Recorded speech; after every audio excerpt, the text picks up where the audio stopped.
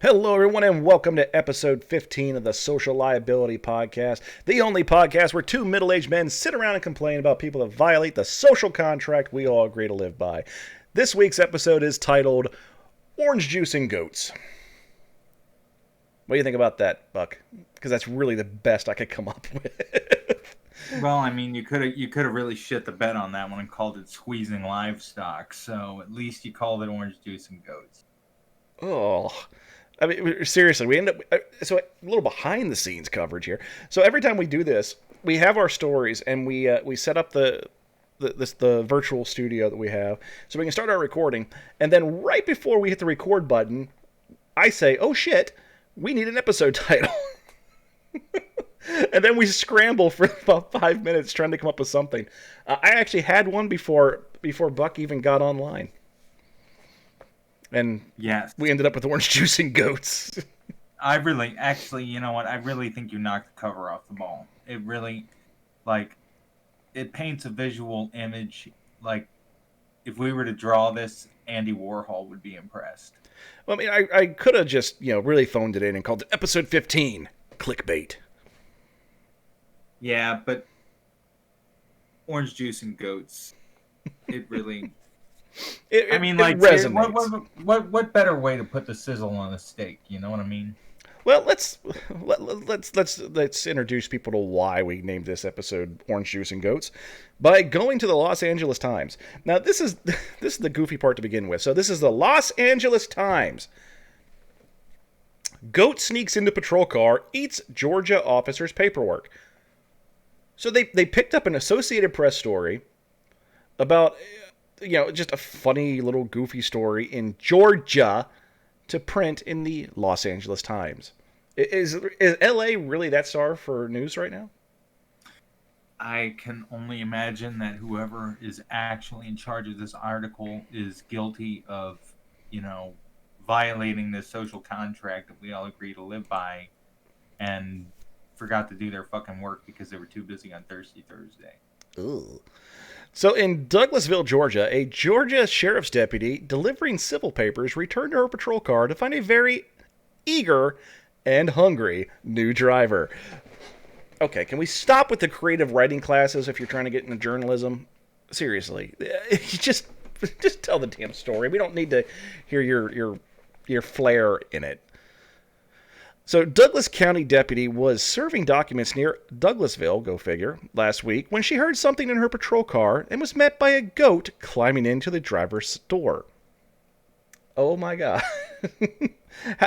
So, it almost sounds like she's in the car, but how does she just hear something going on in her car? It is, the way it's worded is pretty weird, but how do you miss a goat? They're not exactly subtle animals. No, this was pretty bad police work, if I do say so myself. God, no. Don't. Why? Listen, I know you're a father. I'm a father too, but I don't sink to those levels, man. And this is how I violate the social contract we all agree to live by. No, this is my contract. This is the contract you have to do the show. You violated it. The animal clambered around, munching on some paperwork and knocking over a drink before managing to bump the deputy to the ground. It did not bump her. I've seen the video. It headbutted her. The sheriff's office explained in a Facebook post on Friday that the deputy often leaves her door open on such calls so she can make a quick escape from aggressive dogs.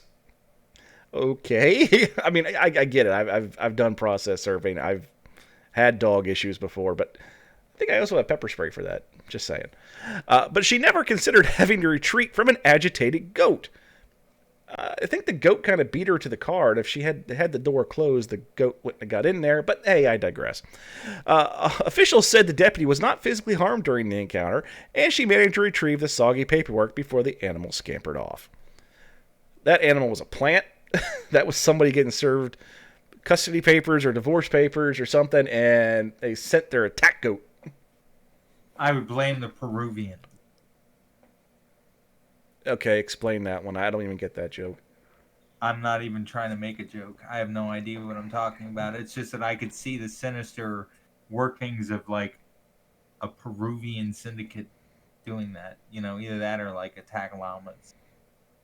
What the hell is wrong with you? You have to answer. Dead You air is bad. you have you have no idea what my imagination looks like. I don't It's want just to. I don't want to. You know, I remember there's a scene in Deadpool 2 when he they get Ryan Reynolds gets a spike put through his head, and he has these imaginations of all these like cartoon, like unicorns and shit. That's how I picture your day. That is how I picture the world. I mean, I would, you know, I would give. Why do you think I have such a positive attitude? I would give so much money just to live in your world for a short time. I'll tell you what, man. If I could charge admission to this shit, I would have my own island. Jesus Christ. So you've gone with me for process serving stuff before, right? Haven't you? Yes, yes, I have. Okay. And I've done it with our constable friend too. It's it can be it can be odd. But here's my word of advice to anybody out there involved in any kind of legal trouble, whether that be divorce, custody, civil suit, anything of that nature. Don't try to hide from the process server. It doesn't work. They're gonna get you, and if they don't, they're just gonna put on the paperwork that you intentionally avoided service, and then you're not even gonna see the damn paperwork, and the hearings are still gonna happen. The hammer will still come down at. Yeah, I've had people, and see, I got into the habit pretty quick when I started doing it, because I did it for a number of years, very, very, very successfully, and I can actually say that in the 12 years or so that I did it, there was only one case where I did not get the paperwork in the hands of the person myself. Now, that being said, I did track the person down, and I told the client I'll be happy to serve it, but he's 2 states away. You can find someone else. I can give you the address, and I've already spoken to him, and he's agreed to accept service, which they did, and so it was case served. You know, boom. So I still have an untarnished record, in my opinion. But I got real creative. I started putting them all in those big old manila envelopes. And I'd even put a slip of cardboard in it. You know why? Because it works like a throwing star. As soon as they realize why you're there and they try to slam the door, you can fling that sumbitch right in through the open door. Now, usually they throw it back at you. Usually they throw it back at you, but it doesn't matter. At that point, they've already been served. Right. The ball, like whoever touched it last loses. Like, and bye. And in certain states are different. Sometimes you don't even have to touch it. But my favorite one of all time, this when I first started, because I was really naive and I thought I really had to make sure I did it, got it in their hand. I was working at a high school at a Papa John's, delivering pizzas. Go figure. When I quit, I still had my shirt, I still had my hat, and I still had that big insulated pizza carrier. I remember when you did this. So I called Papa John's under this guy's name, and, and I ordered a large cheese pizza. Went to Papa John's, picked up the pizza. Now it even has the sticker with his name on it. This is an important factor. I then took my documents, put them in a large, like 2-gallon Ziploc bag, slid them under the pizza, put the pizza in the carrier, put my shirt on, put my hat on, drove out to the house, rang the doorbell. He answers the door, and I'm standing there. Hey, sir, I got your pizza. I didn't order a pizza. Is your name, John Smith? Yeah, but I didn't order a pizza. I'm like, well, do you want it? No, I'm not paying for that dirt. It's already paid for. This is the dumbest prank in history. So maybe someone just ordered a pizza for you. Maybe, I don't know, but it's paid for, so I can take it with me, but I don't really want it. I work at a pizza place. I can have as much pizza as I want. Would you like it? Oh, yeah, I guess I'll take it. Thank you. You have a marvelous evening being served. What? Nothing. Have a good night. That was my favorite one. Now, I've had more interesting ones, but that's by far my favorite one. But nevertheless, don't hide from the process server. You want that paperwork. You do. You want that paperwork so you can see what the hell it is you're being accused of. Just telling you. That's like all that paperwork is full of material information that you can use to save your ass. Pretty Like much. it shouldn't even reach the point of a process server. You should be like going to the courthouse and asking for that shit. But nobody ever does. Because they No. think they see shit in movies and they think that's the way life is. And they have to pay an outrageous amount of money to have some guy dress up in a Papa John's uniform just to give you your damn court paperwork. Like, what the shit is that? I charged him for the pizza too. Like, well, it's like, you know, people act like you're holding a fucking death warrant or some shit like that. Like, that's not what you're doing.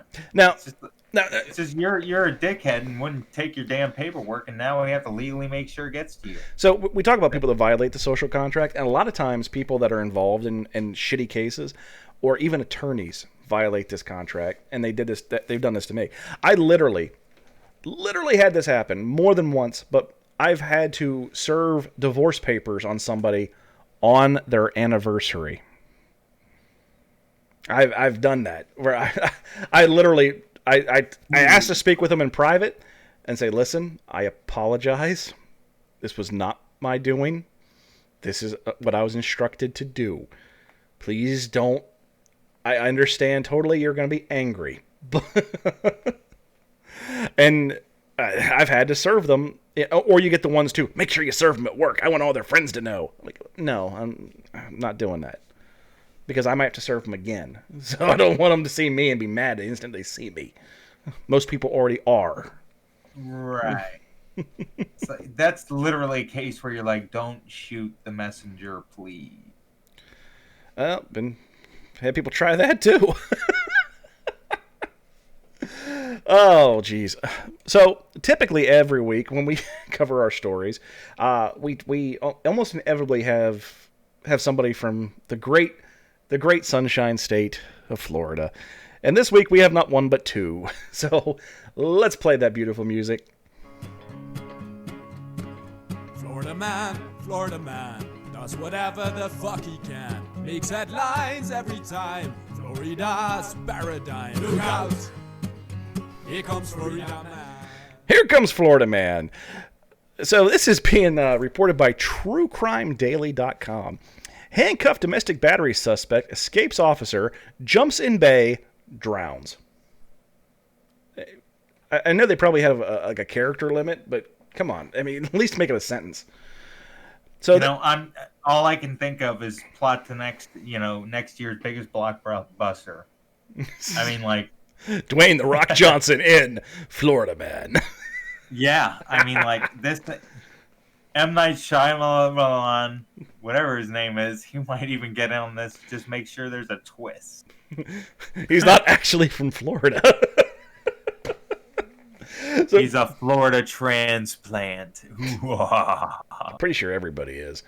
Treasure Island, Florida. Deputies say a man they arrested and were trying to take to jail got away from them, jumped in the bay, and later died. The Pinellas County Sheriff's Office said Donnie Brownlow Jr., 33, was accused of domestic battery obstruction, felony driving with license while license was suspended/revoked, and violation of probation. So clearly we have a fine, upstanding citizen that was wrongfully accused. Okay, so yep. I mean, seriously, I mean that might just be the standard, criminal record for somebody in Florida too. I don't know. Deputies say Brownlow was taken into custody and went to the Treasure Island Police Department while they waited for a jail transport van Sunday night. While Brownlow was in handcuffs and being walked to the transport van, he broke free and jumped in the bay, according to investigators. Paramedics from the Treasure Island Fire Department pulled Brownlow from the water and gave him CPR. He was taken to the hospital where he was pronounced dead.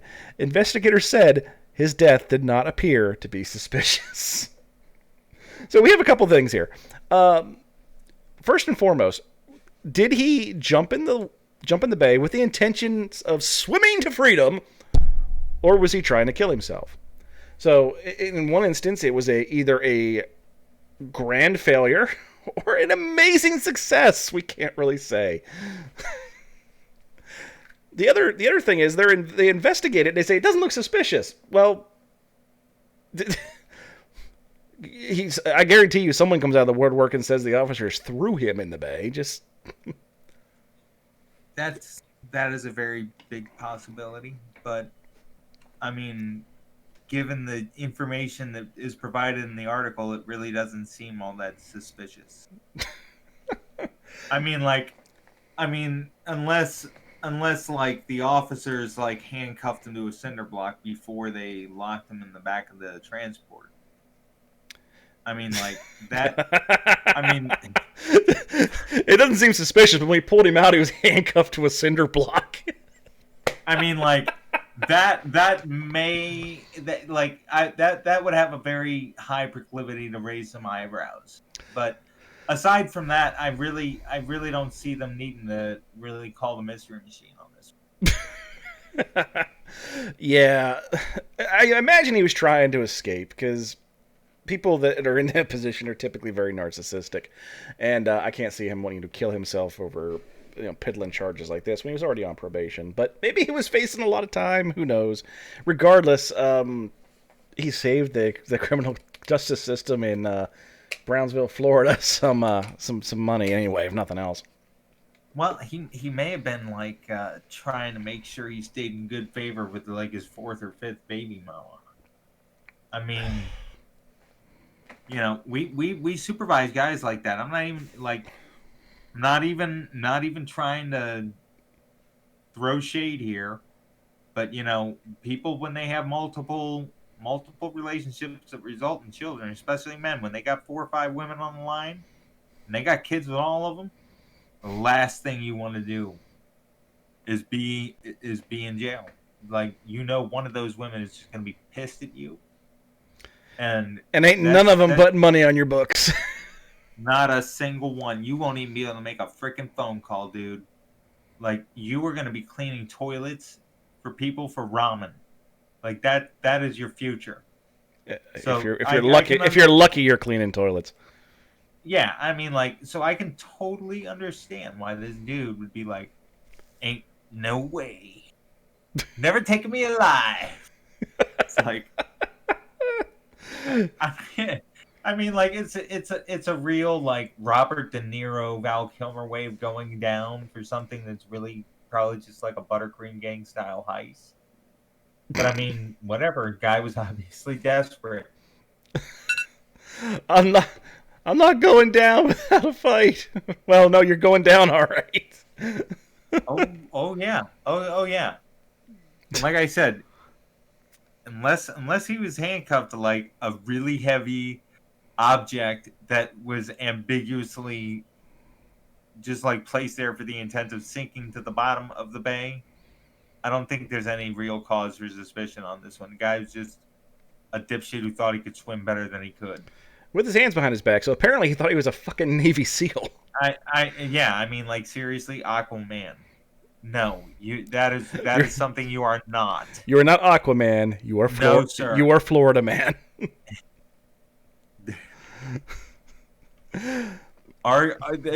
presence of superpowers in both is arguable. However, I will say that Aquaman's superpowers would have been far more useful in that particular scenario. Just throwing it out there.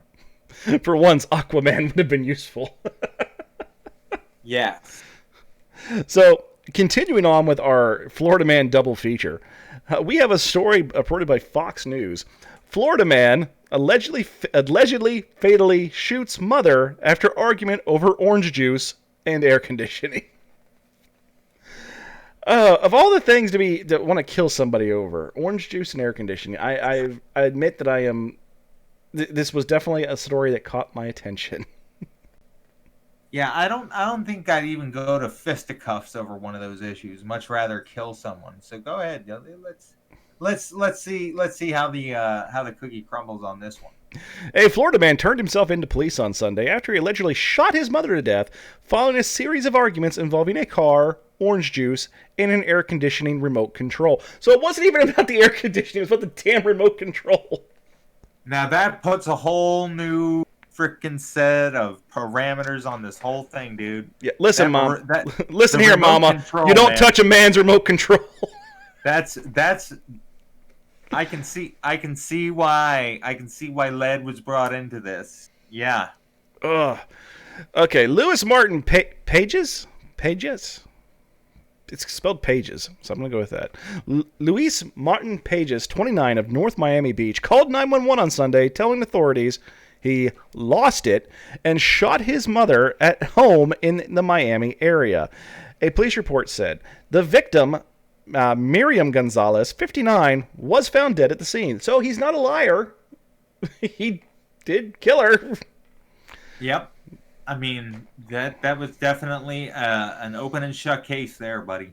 I killed her. Take me to jail, Pages allegedly told an officer who arrived at his home at 5 p.m. Yeah, and they have his mugshot here, and he just looks surprised.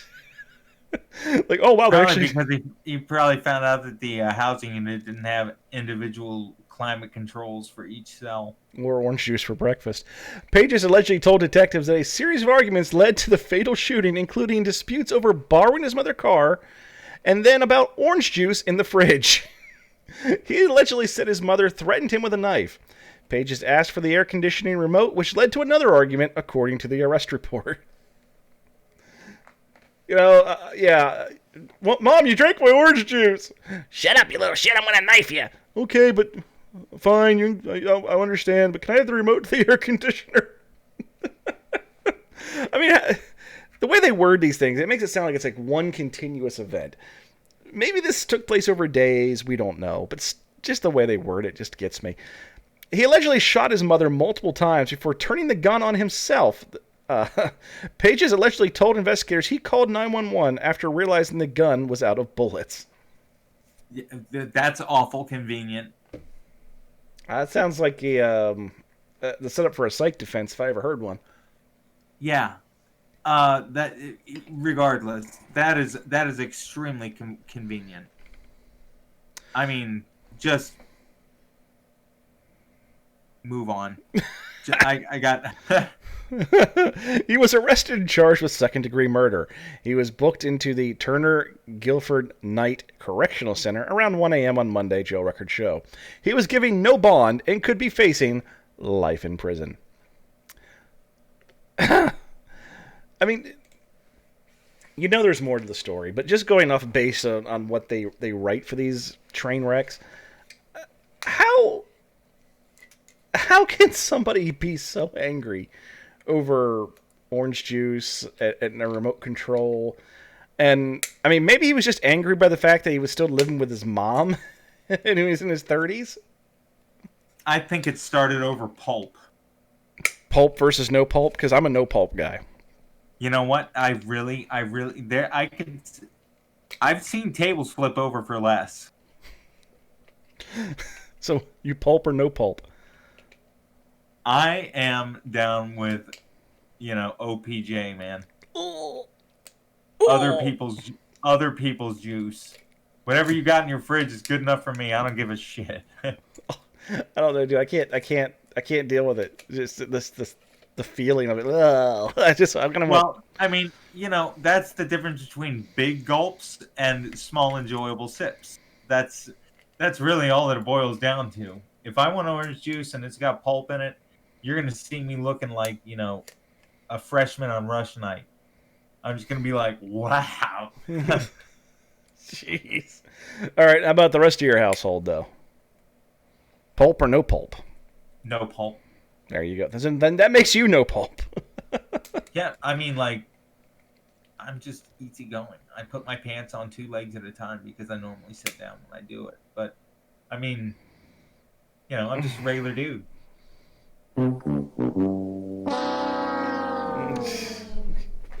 That was bad. Well, I mean, I just got to call it how it is, man.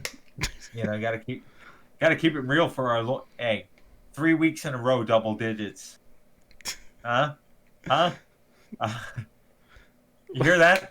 Yeah, 3 weeks in a row, people. Double digits for listeners. Yeah. That's damn near monumental. It is. And quite frankly, I'm just amazed that you've stuck with it this long.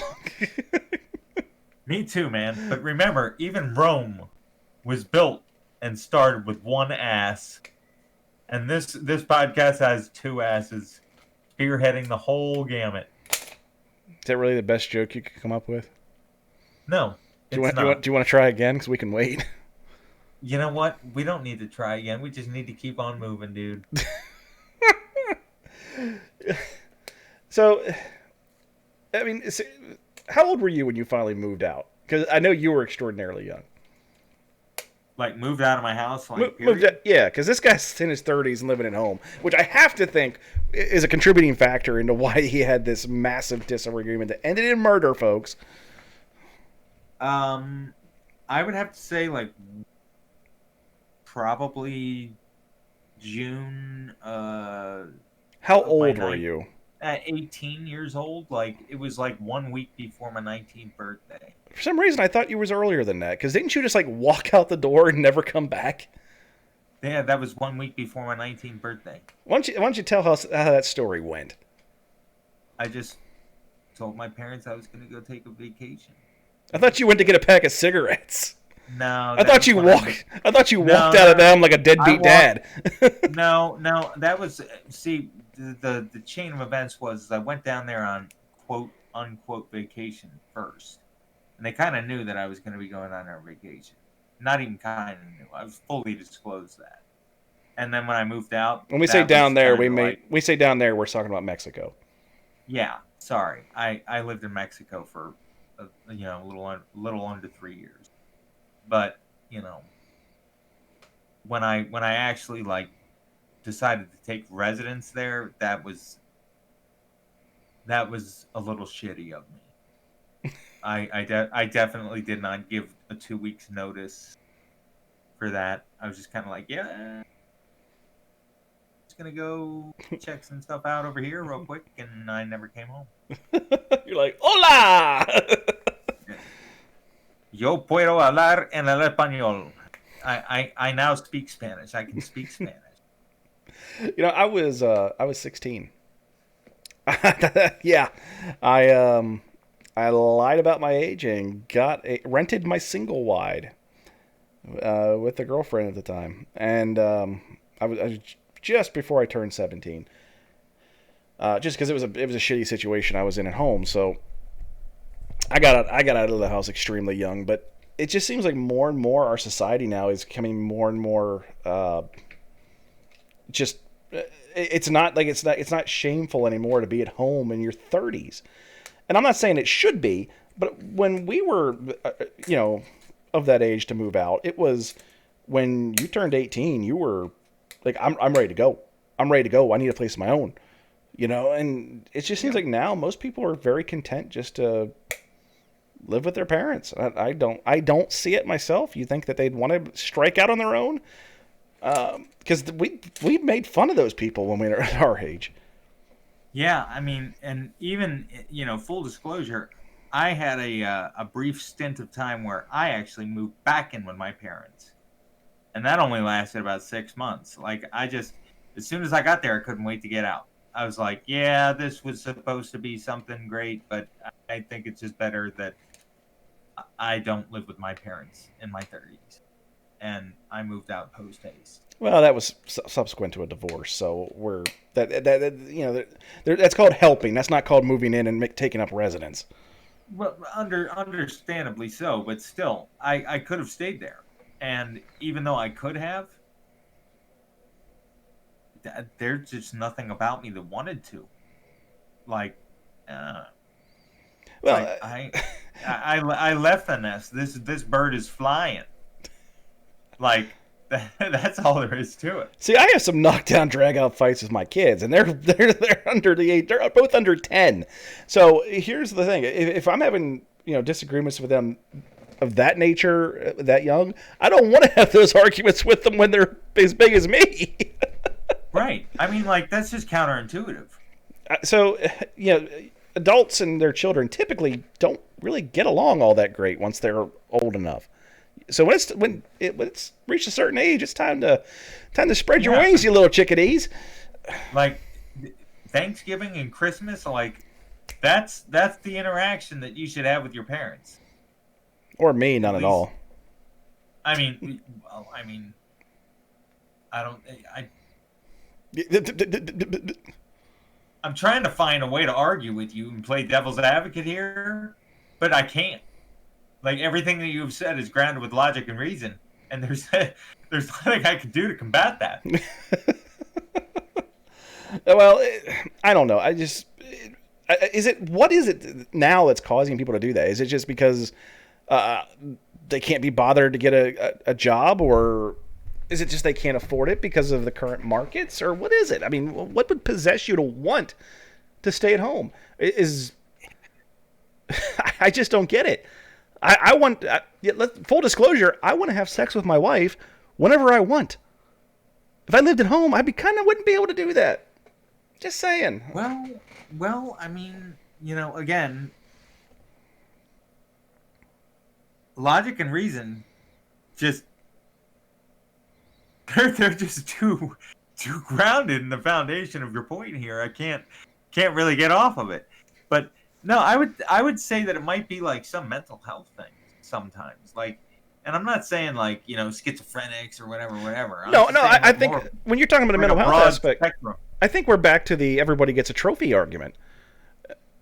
That's kind of where I'm sitting on it. And a lot of parents, they coddle their children and really like make it difficult for their kids to leave. Like, why the hell would you want to go get milk when you got the cow at home? Yeah, and guess what? If there's any younger listeners out there, let's have some real talk here for a minute. Let's get down low and let's have a conversation. It's going to be hard. You're not going to walk out of your door and be successful automatically. You're not going to have everything thrown at you. There's going to be hard times, but I assure you, it is worth it to get out of that hellhole.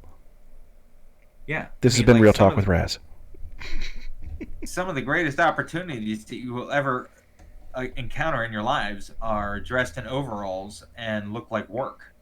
I don't know if I've ever worn a pair of overalls in my life. I'm glad, dude.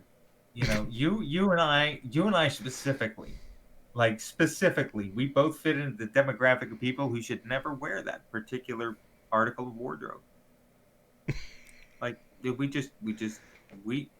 is never going to be necessary in our day-to-day lives, and therefore we would look just like complete and total nutcases, like walking around in coveralls. Like, no thank you.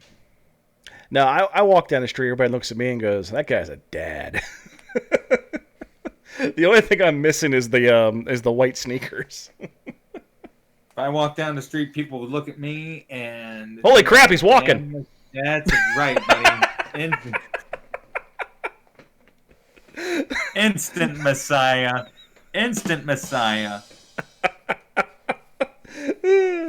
I think my biggest problem would be if I could just like all of a sudden walk again. My biggest problem would be like getting all the jars with my picture on them out of all the gas stations.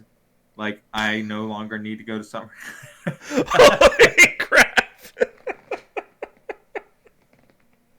No, I think your biggest problem is if you were able to walk instantly again. If I could snap my fingers and say, Buck, go forth and walk. You'd be like, nah, I'm good. I got a comfortable chair. I really would be, man. Like, that shit is completely overrated. And it really took me a long time to adopt that mentality. But, again, logic and reason. Like, go ahead, let's go do a 5K. I've got 17 miles to burn on this charge. And I can carry all your shit for you. And I'll never even break a fucking sweat. Not even once. I mean, I will zip tie it. If it's a really hot day, I'll zip tie an umbrella to this chair. And I'll just ride right next to you in the shade. Anytime you want a cool drink of water, come get it out of your water bottle, which I will carry for you. I mean, you're so benevolent. Well, it's about form meets function. I'm willing to do that for anybody who's willing to get the bowl that I want to cook my orange rolls in the morning in off the top shelf.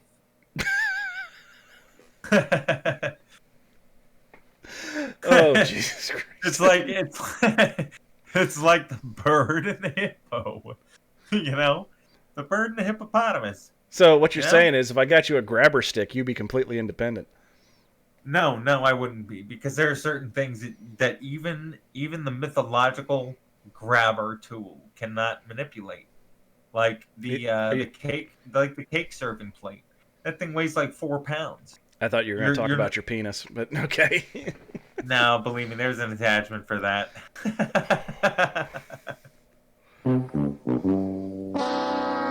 Oh. Hey, I don't believe that I've ever seen one marketed before, but if they got a tool that fat people can wipe their asses with, I'm sure they got a All right, well, I think that's about going to wrap up this episode of the Social Liability Podcast. No. We'll call it the magic wand. The magic wand. Actually, I had a friend who had something called the magic wand, and whenever she turned it on, the lights went dim. Just saying. And that being said, we are going to wrap up this episode, and we will ask everybody that's listening that please keep in mind that you didn't pay for this. You didn't pay a damn thing for this. The only thing you did was pay attention, and we appreciate that. But we do ask for one small favor, and that is that you tell a friend. Maybe send out a tweet or a blog. Is that what the kids are doing nowadays? Are they still blogging? I don't know, but you can just get the word out there. Help us grow the Social Liability Podcast into the juggernaut, into the behemoth it deserves to be. Triple digits. So, I'm Raz, and this is Buck, wishing you all a happy and healthy week, and we'll see you next week for the Social Liability Podcast.